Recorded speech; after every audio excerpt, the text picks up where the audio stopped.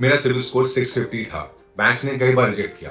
90 days में 750 हो गया बिना एक पैसा खर्च किए। सिर्फ 5 स्टेप्स फॉलो करने हैं और स्टेप 2 बैंक्स नहीं चाहते हैं कि आपको पता लगे। और ये सिर्फ क्रेडिट कार्ड के लिए नहीं है। एक 650 वर्सेस 750 सिविल स्कोर डिफरेंस की वजह से आपको 7.5 लाख रुपए का नुकसान हो सकता है। Same person, same bank, same income, बस एक नंबर के फर्क से इतना डिफरेंस क्रिएट हो सकता है। स्टेप नंबर 1, गो टू सिविल.com और अपना सिविल रिपोर्ट डाउनलोड करो। साल में एक बार आप वो रिपोर्ट फ्री में चेक कर सकते हो, या फिर बैंक बाजार ऐप से डाउनलोड कर सकते हो, वो भी फ्री है। रिपोर्ट में बस एक चीज चेक करो, क्या कोई गलत एंट्री है, क्या कोई लेट पेमेंट है जो एक्चुअली में लेट नहीं हुई थी। आपको शायद जानकर शॉकिंग लगेगा, लेकिन 20% रिपोर्ट्स में ऐसा एरर मिलता है। अगर आपको कोई गलत एंट्री मिलती है तो आप एक डिस्प्यूट रेज करो।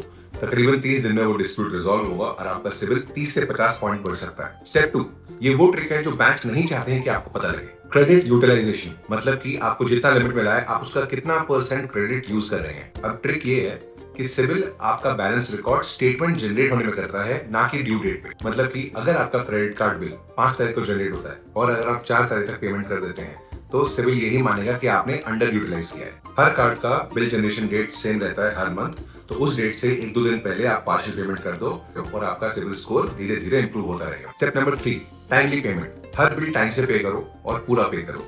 एक बार लेट पेमेंट किया तो आपका स्कोर 50 से 100 पॉइंट्स गिर सकता है और वो लेट पेमेंट एंट्री आपके सिविल रिपोर्ट में बहुत टाइम तक रह सकती है। दूसरा सिंपल सोल्यूशन ये है कि ऑटो पे लगाओ मिनिमम ड्यूज का, ताकि अगर आप भूल भी गए तो आपका पेमेंट ऑटोमेटिकली डिडक्ट हो जाए। सिविल स्कोर में पेमेंट हिस्ट्री का 35% वेटेज है, बहुत ही ज्यादा इंपॉर्टेंट है, तो कभी भी पेमेंट लेट ना करें। स्टेप 4, ये बहुत कॉमन मिस्टेक है, अपने पुराने क्रेडिट कार्ड्स बंद ना करें। मान लीजिए अगर आप कोई 4-5 साल पुराना क्रेडिट कार्ड बंद करते हैं तो उससे आपका एवरेज क्रेडिट लेंथ कम हो जाएगा, जिससे कि आपका सिविल स्कोर पे इफेक्ट पड़ेगा। तो अगर हो सके तो कोई छोटा सा पेमेंट करके उस क्रेडिट कार्ड को लाइव रखें। स्टेप 5, नए कार्ड्स के लिए बार बार इंक्वायरी मत करो। विद इन 6 मंथ 4 से 5 से ज्यादा क्रेडिट कार्ड इंक्वायरीज नहीं होनी चाहिए। अगर इससे ज्यादा सिविल इंक्वायरीज हो रही है तो बैंक्स को ऐसा लगेगा कि आप क्रेडिट हंगरी हैं, और अगर आपको चेक करना ही है तो आप पहले एलिजिबिलिटी चेक करो।